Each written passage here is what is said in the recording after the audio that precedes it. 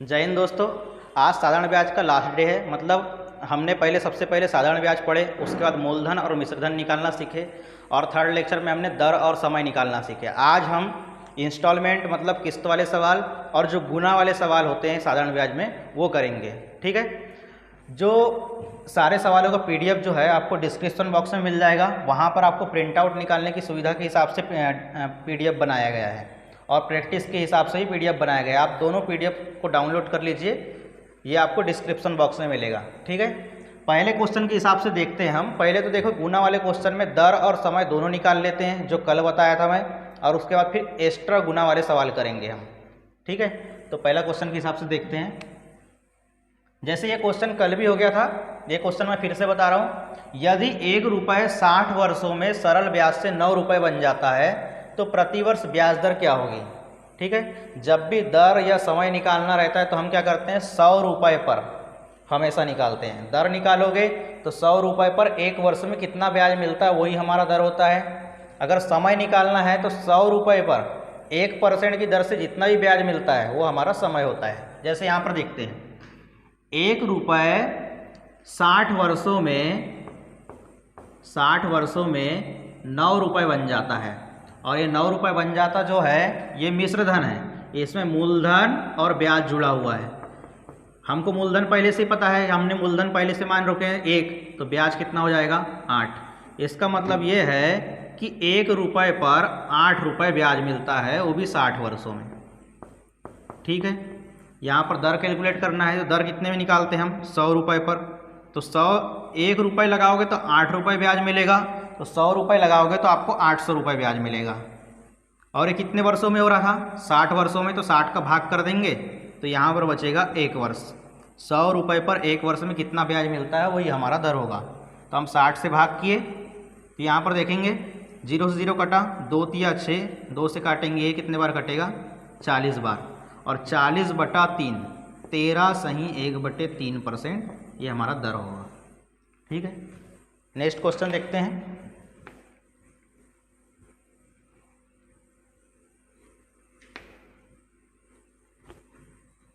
ये सवाल देखो, कोई धनराशि 12% वार्षिक ब्याज की दर से कितने वर्ष में दोगुनी हो जाएगी। देखते हैं, एक राशि जो है दोगुनी हो गई, वो भी कितने परसेंट के हिसाब से, 12% के हिसाब से। तो हमको निकालना है इसमें समय, तो हमको यहाँ पर लाना पड़ेगा 100 रुपये पर कैलकुलेट करना पड़ेगा, वो भी 1% के हिसाब से कितना ब्याज मिलता है वही हमारा समय होगा। देखिए,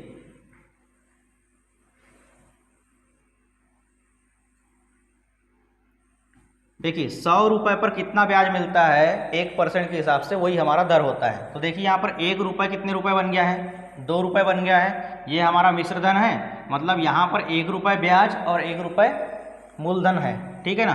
तो 1 रुपये पर 1 रुपये मिल रहा है आपको ब्याज, वो भी कितने परसेंट के हिसाब से, 12% के हिसाब से। 1 रुपये पर 1 रुपये ब्याज मिल रहा है, तो 100 रुपये पर 100 रुपये ब्याज मिलेगा। 1 रुपये पर 1 रुपये ब्याज मिलता है 12% के हिसाब से, तो 100 रुपये पर 100 रुपये ब्याज मिलेगा 12% के हिसाब से। लेकिन हमको समय कैलकुलेट करना है तो हमको करना पड़ेगा 1, तो 12 को 1 कर दिए तो 12 का भाग हो जाएगा 100 में, तो 4 तिया 12, 4 से काटेंगे 25 बार कटेगा। 25/3 ये आ गया हमारा समय। तो 25/3 को कैसा लिख सकते हैं हम, 3 8 24, बचेगा 1, यानी 1/3 वर्ष, यानी 8 वर्ष पूरा कंप्लीट और 1/3 आएगा। तो 1/3 को हम 12 से गुणा करेंगे तो ये माह में कन्वर्ट हो जाएगा, 3 × 12, यानी 8 वर्ष 4 माह। 8 वर्ष 4 माह ये हमारा आंसर होगा। नेक्स्ट क्वेश्चन देखते हैं।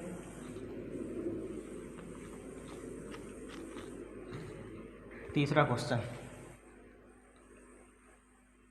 यदि कोई धन 6 वर्षों में अपने आप का 2 गुना हो जाता है तो कितने समय में अपने आप का 10 गुना होगा। देखिए, यही वाला गुना वाला सवाल की बात कर रहा था मैं कि कोई धन जो है 6 वर्ष में अपने आप का 2 गुना हो गया। तो मान लीजिए हमने मूलधन मान लिए 1 रुपये, ये कितना हो गया है 2 गुना, कितने वर्षों में, 6 वर्षों में। 6 वर्षों में 1 रुपये की राशि 2 रुपये हो गई, मतलब आपको ब्याज मिला है 1 रुपये। यहाँ पर मूलधन 1 रुपये है और ब्याज भी 1 रुपये है, तब जाके वो 2 रुपये हो गई, मतलब ये मिश्र धन है। इसका मतलब आपको ब्याज कितना मिला, 1 रुपये। 6 वर्ष में आपको ब्याज मिला है 1 रुपये। और साधारण ब्याज क्या बोलता है कि आपको 6 वर्ष में 1 रुपये ब्याज मिला है तो आने वाले 6 वर्ष में भी 1 रुपये ब्याज मिलेगा। ठीक है, क्वेश्चन में ये बोल रहा है कि तो कितने समय में अपने आप का 10 गुना हो जाएगा। 10 गुना का मतलब ये है 1 रुपये की राशि 10 गुना हो गई, मतलब ब्याज कितना मिला, 9 रुपये। जब 6 वर्ष में 1 रुपये ब्याज मिलता है तो 9 रुपये ब्याज कब मिलेगा, 9 रुपये ब्याज कब मिलेगा, इसका 9 गुना करना पड़ेगा। तो वर्ष का भी 9 गुना कर दीजिए आप, 54 वर्ष। 6 वर्ष में 1 रुपये ब्याज, तो 9 रुपये ब्याज कितने वर्ष में मिलेगा, 54 वर्ष में मिलेगा।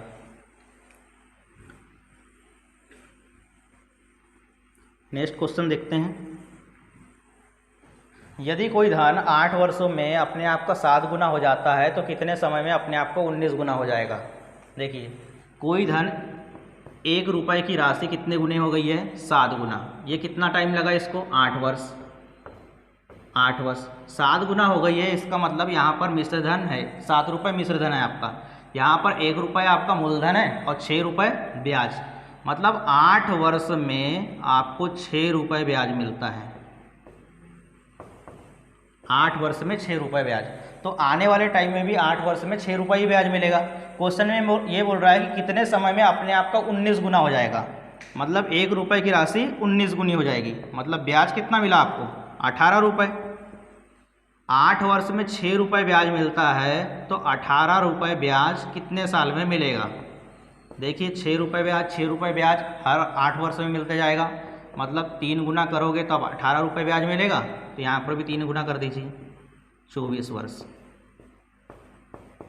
ठीक है, 18 रुपये ब्याज जो है आपको 24 वर्ष में मिलेगा। नेक्स्ट क्वेश्चन देखते हैं। देखिए, 5वां क्वेश्चन देखते हैं। साधारण ब्याज पर ऋण दी गई धनराशि 15 वर्ष 6 माह में अपने से 3 गुनी हो जाती है, मतलब 1 रुपये की राशि कितनी हो गई है, 3 गुनी। और इसको टाइम कितना लगा, 15 वर्ष 6 माह का टाइम लगा, यानी 15.5 वर्ष का टाइम लगा। तो क्वेश्चन में ये बोल रहा है कि अपने से 3 गुनी 2 गुनी कब होगी, यानी 1 रुपये की राशि 2 गुनी कब होगी। देखिए, ब्याज के ऊपर डिपेंड करता है। 1 रुपये की राशि 3 गुनी हो गई है, मतलब यहाँ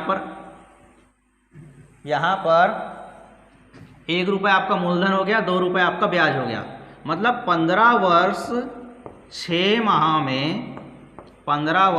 माह में 2 रुपये ब्याज मिलता है।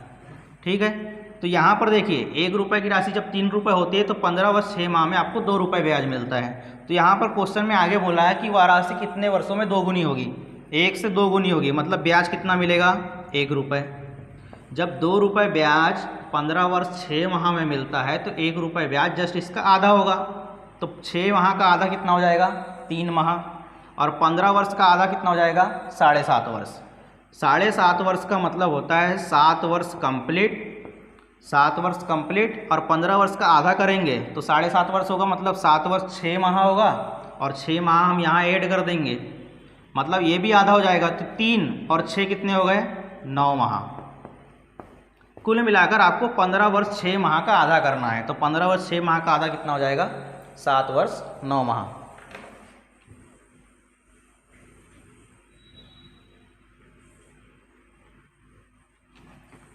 नेक्स्ट क्वेश्चन देखते हैं, 6वां। एक राशि साधारण ब्याज की दर से 1 वर्ष 5 माह में स्वयं की 2 गुनी हो जाती है तो कितने वर्ष में 4 गुनी होगी। यहाँ पर देखते हैं, एक वर्ष 5 माह में स्वयं की 2 गुनी, तब मैं यहाँ पर अब सीधे ब्याज लिख रहा हूँ। ठीक है, 1 वर्ष 5 माह में ब्याज कितना मिला, जब 1 से 2 गुनी हो गई, मतलब 1 रुपये की राशि 2 रुपये हो गई, इसका मतलब ब्याज आपको 1 रुपये मिला। ठीक है, क्वेश्चन में ये बोल रहा है कितने वर्षों में 4 गुनी हो जाएगी, और 4 गुनी जब होगी तो वहाँ पर मिलेगा 3 रुपये ब्याज। 1 रुपये ब्याज 1 वर्ष 5 माह में मिलता है तो 3 रुपये ब्याज कितने वर्ष में मिलेगा, तो जस्ट इसका 3 गुना कर सकते हैं हम, तो 3 रुपये ब्याज मिलेगा। यह समझो 1 रुपये ब्याज जो है 1 वर्ष 5 माह में मिलता है, 3 रुपये ब्याज कितने वर्ष में मिलेगा, तो इसका 3 गुना कर देते हैं। 1 का मैं 3 गुना करूँगा तो आ जाएगा 3 वर्ष, और 5 माह का 3 गुना करूँगा तो आएगा 15 माह। लेकिन 15 माह के अंदर 1 वर्ष शामिल होता है, अगर यहाँ से 12 माह निकाल दूंगा तो 1 वर्ष बन जाएगा, और 1 वर्ष इसको दे देंगे तो ये हो जाएगा 4 वर्ष, और यहाँ पर बचेंगे 3 माह। और जब माह को हम वर्ष में कन्वर्ट करेंगे तो भाग देंगे 12 का, तो ये हो जाएगा 1/4, यानी कंप्लीट आपका आंसर आएगा 1/4 वर्ष। ठीक है, नेक्स्ट सवाल देखते हैं। इसी टाइप से एक क्वेश्चन है,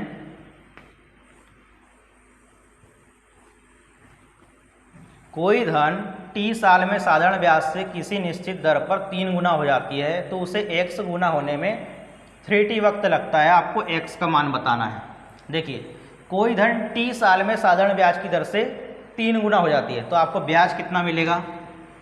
1 रुपये की राशि 3 रुपये हो गई तो आपको ब्याज मिला 2 रुपये। ये 2 रुपये आपका SI है, ये ब्याज है, और इसको टाइम लगा है t साल, मतलब t साल में आपको 2 रुपये ब्याज मिलता है। क्वेश्चन में बोल रहा है कि 3t साल में, जब t साल में 2 रुपये ब्याज मिलता है तो 3t साल में कितने रुपये ब्याज मिलेगा? जैसे इसका 3 साल कर रहे हो आप, 3 गुना कर रहे हो तो 6 रुपये ब्याज मिलेगा। क्वेश्चन में बोल रहा है कि 1 रुपये की राशि x गुना हो जाती है, आगे बोल रहा है तो उसे x गुना होने में 3t वक्त लगेगा, x गुना होने में 3t वक्त लगेगा। देखिए, t साल में 2 रुपये ब्याज तो 3t साल में 6 रुपये ब्याज, तो x का मान यहाँ कितना हो जाएगा? 7, तभी तो 7 में से 1 घटाएंगे तो 6 रुपये ब्याज मिलेगा। ठीक है, तो x का मान होगा 7।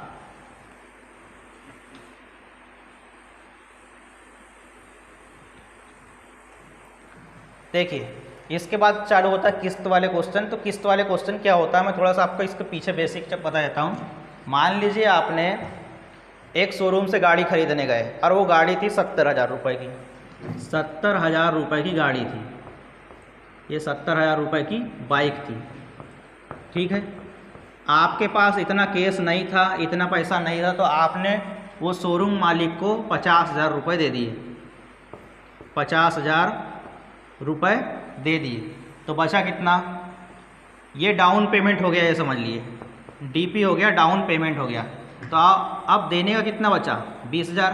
तो मालिक ने आपको पूछा कि 20,000 रुपये आप कब दोगे? तो आपने बोले कि हम 2 साल बाद देंगे। 2 साल बाद, 2 साल बाद, तो आपको 2 साल तक ब्याज देना पड़ेगा, और उस मालिक ने बताया कि आपको 10% ब्याज देना पड़ेगा, 10% ब्याज। तो देखिए, अगर आप सीधे 2 साल बाद ब्याज देते तो 20,000 रुपये पर देते, क्योंकि 50,000 तो आपने दे दिए हो। ठीक है ना, तो 20,000 बाद कितने 2 साल का ब्याज लगता है आपको? 1 साल का ब्याज 10% है, तो 2 साल का ब्याज आपको 20% ब्याज लगेगा। तो 20,000 का 20% कितना ब्याज लगेगा आपको? 20,000 का 20% ब्याज लगेगा। तो यहाँ समझते हैं 20,000 का 20% कितना होगा? 4,000। यहाँ पर देखिए 2 दूनी 4 और 3 0, मतलब 4,000 रुपये आपको ब्याज लगेगा, और 20,000 रुपये आपका मूलधन है। मतलब ये समझ लीजिए कि 20,000 रुपये आपको देने का बचा था, तो 20,000 तो दोगे और 4,000 रुपये और ब्याज दोगे, तो कुल मिलाकर आप 20 + 4,000, 20,000 + 4,000, आपको 24,000 रुपये देना पड़ेगा। आपको टोटल 24,000 रुपये देना पड़ेगा। तो क्वेश्चन यहाँ से ये बनता है कि जब आपको 2 साल बाद 24,000 रुपये देने हैं, 2 साल बाद 24,000 रुपये देने हैं, ठीक है, 20,000 रुपये 2 साल बाद कितना बन जाएगा? 24,000 रुपये। तो आप 24,000 रुपये दोगे, लेकिन अगर आप किस्त में देते हैं तो आपको 24,000 रुपये देना नहीं पड़ेगा, कम देना पड़ेगा।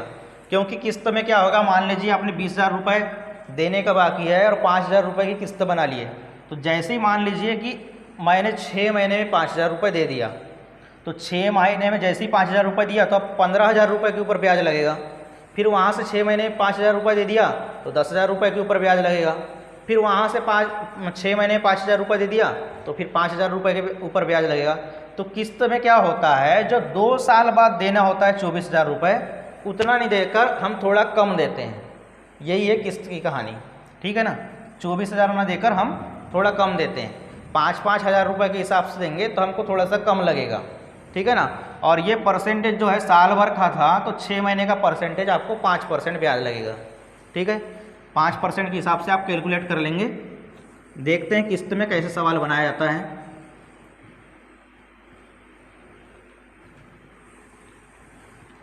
ये क्वेश्चन देखते हैं, 6,450 रुपये का ऋण 5% वार्षिक साधारण ब्याज की दर से कितनी वार्षिक किस्त देकर 4 वर्षों में चुकाया जा सकता है।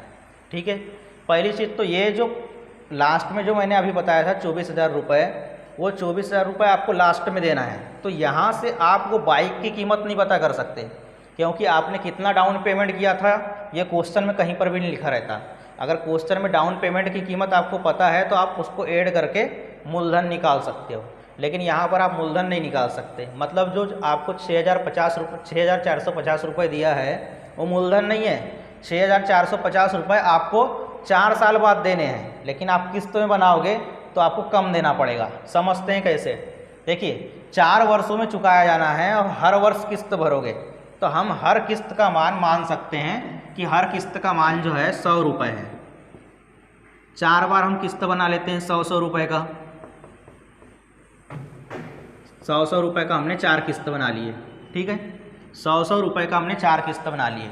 और हम अगर देखो, अगर डायरेक्ट 4 साल बाद दोगे तो आपको 6,450 रुपये देना पड़ेगा। तो हम उसी के हिसाब से मान निकालते रहते हैं।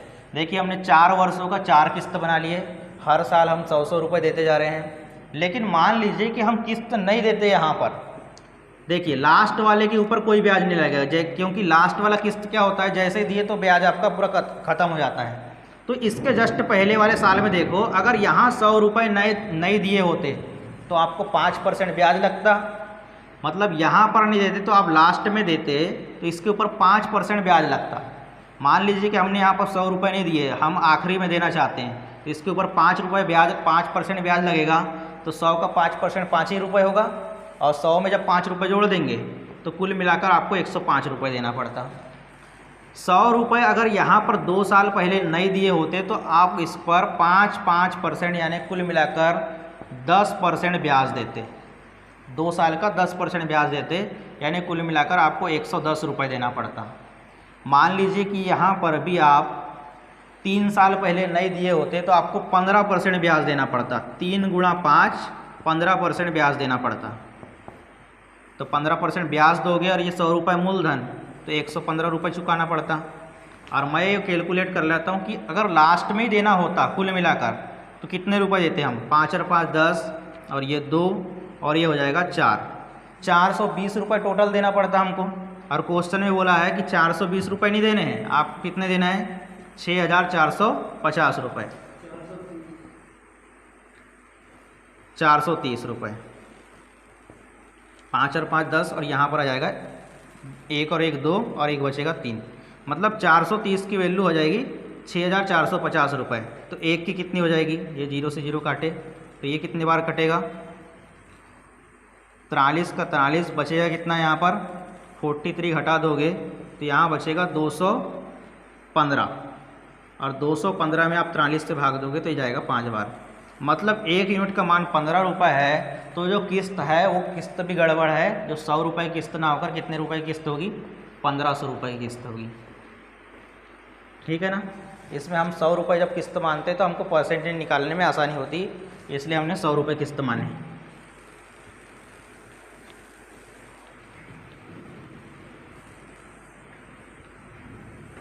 नेक्स्ट क्वेश्चन देखते हैं, 2,616 रुपये 4 साल बाद देने हैं। यदि वो 4 बराबर किस्तों में चुकाना चाहता है तो प्रत्येक किस्त कितने रुपए की होगी यदि ब्याज जो है 6% है।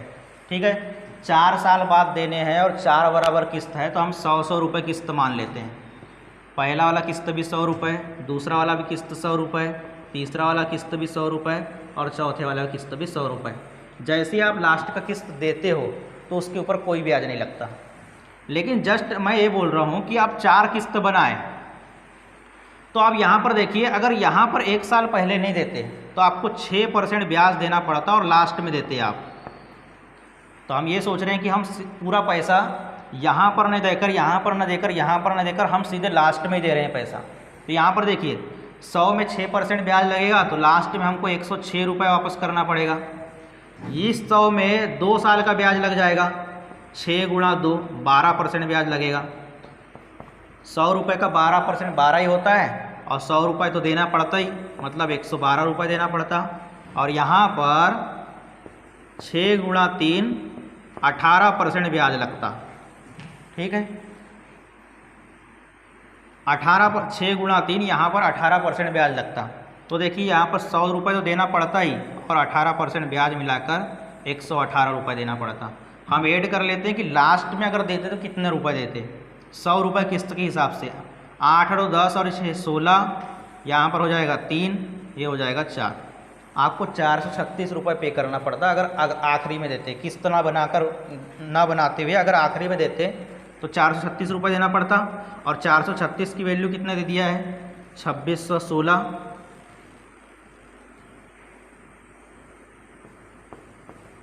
इसका 6 गुना है, तो हमने जो किस्त माने हैं उसका भी 6 गुना ही होगा। जो 100 रुपये किस्त माने हैं उसका भी 6 गुना कितना हो जाएगा, 600 रुपये। यही हमारा आंसर है। ठीक है, ये किस्त वाले क्वेश्चन में लास्ट क्वेश्चन है। वैसे किस्त वाले सवाल बहुत कम आते हैं वनडे एग्ज़ाम में। अगर आप बड़ी एग्ज़ाम की तैयारी कर रहे हो, बैंक वगैरह की एग्ज़ाम की, तो वहाँ पर आपको किस्त वाले क्वेश्चन देखने को मिलेगा। यहाँ पर बोल रहा है 19,200 रुपये 3 साल बाद देने हैं आपको। यदि वो 3 किस्तों में चुकाना चाहता है, यहाँ पर बराबर किस्तों की बात नहीं किया, सिर्फ 3 किस्त बोला है। पहली किस्त जो है दूसरी किस्त का आधा है, और तीसरी किस्त का 1/3 है। तो तीसरी किस्त ज्ञात करो यदि ब्याज की दर 10% है। यहाँ पर हम मान लेते हैं कि पहली किस्त, दूसरी किस्त और ये तीसरी किस्त। ठीक है, 3 किस्तों में चुकाना है 19,200 रुपये। देखिए पहली किस्त जो है दूसरी किस्त का आधा है, तो हम पहली किस्त 100 रुपये मान लेते हैं, ये दूसरी किस्त का आधा है, इसका मतलब ये 200 रुपये होगा। और क्वेश्चन में ये बोल रहा है कि जो पहली किस्त है वो तीसरी किस्त का 1/3 है, मतलब ये 300 रुपये होगा। तो इसका 1/3 कितना बन जाएगा, 100 रुपये। अब क्वेश्चन का पैटर्न वही बनाए थे हम। अगर यहाँ 200 रुपये न देता तो लास्ट में देता तो 10% ब्याज लगता 1 साल का। तो यहाँ पर देखो 1 साल पहले दिया तो 10% ब्याज लगेगा, तो 200 का 10% कितना हो जाएगा, 20 रुपये। और 20 रुपये के साथ आपको 200 रुपये देना पड़ता, तो 220 रुपये देते हैं। यहाँ पर देखिए अगर 2 साल पहले 100 रुपये ना देते तो इसके ऊपर 10% 1 साल का और 2 साल का 20% ब्याज लगता। तो 100 रुपये पर 20% ब्याज लगता, तो ये बन जाता 120 रुपये। अगर हम पूरा पैसा लास्ट में देते तो कितना रुपये देना पड़ता हमको, 100 रुपये किस्त के हिसाब से। यहाँ पर देखिए 2 और 2 4 और ये हो जाएगा 6, मतलब 640 रुपये देना होता हमको, 640 रुपये। लेकिन 640 रुपये नहीं देने हैं, आपको ज़्यादा देना है। कितना ज़्यादा देना है, 19,200 रुपये देना है। जस्ट इसका कितने गुना हो जाएगा, ये हो जाएगा 30 गुना। तो हमने जो किस्त माने हैं वो भी गड़बड़ है, इसका भी 30 गुना होगा। हमको तीसरी किस्त का निकालना है, तो इसका भी 30 गुना, इसका भी 30 गुना और इसका भी 30 गुना होता है जो हमने किस्त बनाए हैं। तो हमको तीसरी किस्त का मान पूछा है, तो 300 का भी 30 गुना, 300 का भी 30 गुना कितना हो जाएगा, 9,000 रुपये। ठीक है, ये सारे के सारे किस्त वाले क्वेश्चन और गुना वाले सवाल थे। इसके बाद हम चक्रवृद्धि ब्याज पढ़ेंगे कल से। ये हमारा साधारण ब्याज पूरा कंप्लीट होता है। ठीक है, और ये सारे क्वेश्चन को जो PDF है आपको डिस्क्रिप्शन बॉक्स में मिल जाएगा। Thank you.